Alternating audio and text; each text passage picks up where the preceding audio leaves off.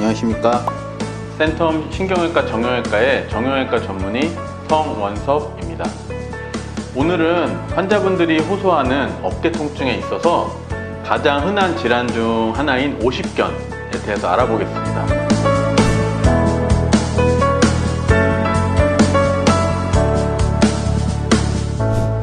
오십견이란 예전에 50대쯤에 어깨 통증이 잘 발생한다고 해서 오십견이라 불리게 되었는데요. 사실 오십견이 특정 진단명은 아니고요. 여러 원인으로 인해서 그림을 보시면 이 정상 관절낭인데 관절을 싸고 있는 이 관절낭이 염증이 생기게 되고 타이트해지고 그래서 주변 조직과 유착이 되면서 통증과 어깨 관절의 운동 범위 제한이 생기는 것을 말합니다.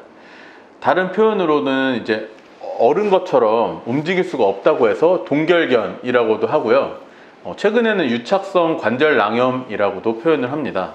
영상에서는 오십견으로 통일해서 소개해 드리겠습니다. 건강보험심사평가원에서 발표한 오십견 자료를 보시면 최근 5년간 환자 수가 지속적으로 증가한 것을 볼 수가 있고 5년 전에 비해 총 12만 명 이상 증가한 걸 볼 수가 있습니다. 특히 2020년에서 21년 사이에 8만 명 가까이 증가하는 높은 증가폭을 보이고 있습니다.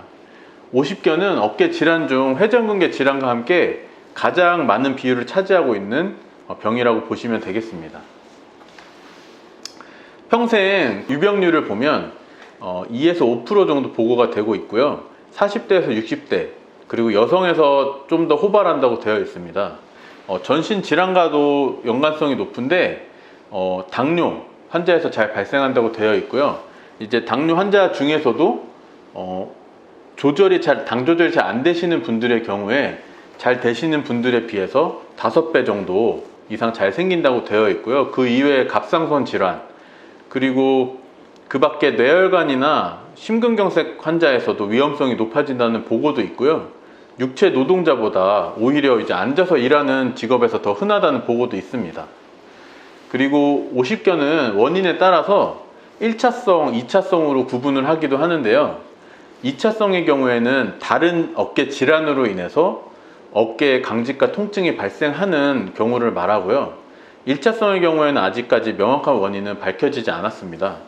중요한 것은 이 2차성의 경우에 그 원인 질환의 치료가 함께 진행되어야 한다는 것입니다. 오십견이란 질환의 자연 경과를 보시면은요. 자연 경과는 총 3단계로 나뉘어져 있습니다. 초기에는 통증이 가장 먼저 발생을 하는 주가 되는 동통기라고 하고요. 야간통이나 밤에 아파하시거나 또는 일상생활이 어려울 정도로 통증이 심하게 발생하는 시기입니다. 동결기에는 말 그대로 얼어붙은 것처럼 관절 운동 범위가 감소되는 시기로 통증도 지속되긴 하지만 동통기보다는 좀 감소하게 되고요. 운동 범위 역시 감소하게 되는 시기입니다. 운동 범위와 통증의 감소 정도는 개개인마다 차이가 있을 수 있겠고 보통 3개월에서 12개월 정도로 지속되는 것으로 보고되고 있습니다. 통증은 이전보다 감소하긴 하지만 오히려 이제 운동 범위도 감소를 하기 때문에 일상생활에서는 오히려 제한이 더 심해질 수 있는 시기이고요. 이제 환자분들은 운동 범위가 줄긴 했지만 통증도 같이 좀 호전이 되는 듯 느껴지게 되다 보니까 치료받지 않고 지켜보시는 경우도 많은데요. 이 상태는 이제 완치된 상태가 아니기 때문에 치료를 받으셔야 되는 상태라고 생각하시면 되겠습니다. 그리고 마지막은 해동기인데요. 해동기에는 이 그래프에서도 보듯이 운동 범위와 통증이 각각 통증은 호전이 되고 운동 범위도 다시 회복이 되는 그런 시기인데 이름대로 얼었던 것들이 이제 녹는다라는 뜻으로 이 통증과 운동 범위가 모두 호전이 되는 시기라고 보시면 될 것 같고요. 보통 4주 정도로 알려져 있습니다. 하지만 이제 환자에 따라서는 이 기간도 수개월에서 수년 이상 걸리기도 하고요. 이러한 단계들은 독립적으로 딱딱 구별되는 것은 아니고 환자분들마다 이제 하시는 일이라든지 여러 가지 변수들이 많기 때문에 경과가 다 다를 수밖에 없겠습니다. 그리고 자연경과상 시간이 지나면 좋아지는 경우도 있긴 하지만은요, 이제 100% 호전되는 것이 아닌 경우가 많고, 운동 범위 제한이 지속되는 경우도 있기 때문에 환자분들의 상태에 따라 적절한 치료를 받으시는 것이 중요하겠습니다. 특징적인 증상을 말씀드리면, 앞에서 다 말씀드렸는데요. 통증, 그리고 운동 범위 제한이 가장 특징적이라고 할 수 있겠습니다.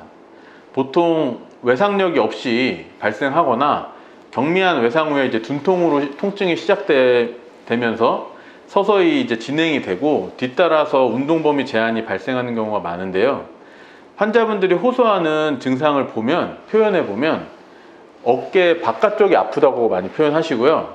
밤에 통증이 심해진다고 하시고, 아픈 쪽으로 누우면 너무 아파서 잘 수가 없다고 표현을 하십니다. 그리고 팔을 바깥쪽으로 이렇게 돌리거나 이렇게 위로 드는 동작에서 특히 많이 힘들다고 하시고요.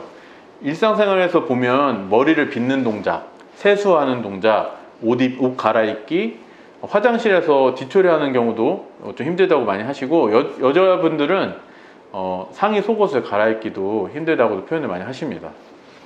움직임의 제한과 함께 특정 각도를 넘어가게 되면 매우 심한 통증을 호소하게 되고요. 팔을 움직이는 모든 자세에서 통증을 호소하게 됩니다. 그리고 또 특징적인 것 중에 하나는 통증이 먼저 시작이 되고 본인이 팔을 들거나 또는 다른 사람이 팔을 들어주는 이 능동적, 수동적인 운동 범위 둘 다 감소가 나타난다는 것이고요. 또 모든 방향에서 운동의 제한이 발생을 하는데, 특히 외회전, 이 팔을 이렇게 바깥쪽으로 돌려주는 이런 동작의 경우가 가장 먼저 영향을 받게 된다고 합니다. 50견의 진단에 대해서 보겠는데요. 진단은 1차적으로 신체 검진을 통해 이루어지게 됩니다. 다른 어깨 질환과 차이점으로 앞에서 말씀드렸듯이 환자분 스스로 팔을 들 때나 검사자가 팔을 들 때나 모두 운동 범위 제한이 발생을 하게 되고 심한 통증을 보이게 되는 것이고요. 50견의 진찰을 통한 이제 진단 기준 같은 경우는 어깨 운동 방향, 여기 그림을 보시면 여러 가지 방향으로 이제 운동의 방향이 나오게 되는데요. 바깥으로 팔을 드는 외전 또는 앞으로 들게 되는 굴곡, 그리고 바깥쪽 외회전, 내회전 이런 방향 중에 2개 이상에서 정상 범위와 비교했을 때 25% 이상 능동 및 수동적 운동 범위 모두에서 제한을 보이는 경우를 말을 하게 되고요. 예를 들면 정상적으로 외전의 경우 팔을 옆으로 180도까지 들 수 있어야 되는데 25%의 제한인 경우에는 135도 이상 들 수 없는 경우를 말하는 것입니다. 하지만 이런 수치보다도 환자분의 상태에 따라 임상적으로 판단하는 것이 중요하겠습니다.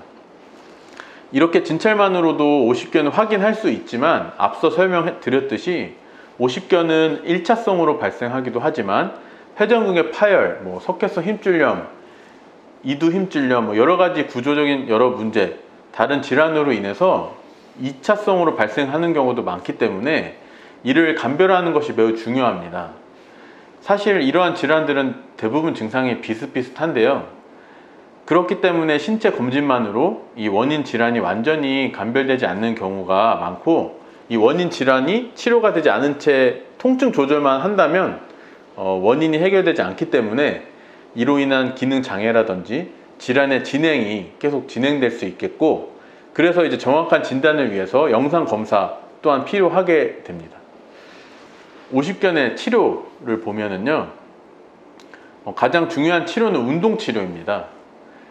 수동적 관절 운동을 통해서 관절 운동 범위를 회복하는 것이 치료의 목표이고, 이 중에서도 가장 중요한 것은 본인이 스스로 해야 하는 자가 수동적 스트레칭인데요. 하지만 이제 운동 치료라는 게 혼자 운동하는 것이 생각보다 쉽지 않습니다. 진료해보면 이제 환자분들 10분 중 7, 8분 정도는 바쁘다거나 의지가 부족하거나 여러 가지 이유로 잘 안 하고 오시는데요. 또 50견이 운동을 하려고 하다 보면 아프니까 스스로 운동을 혼자서 하기가 힘든 경우가 많습니다.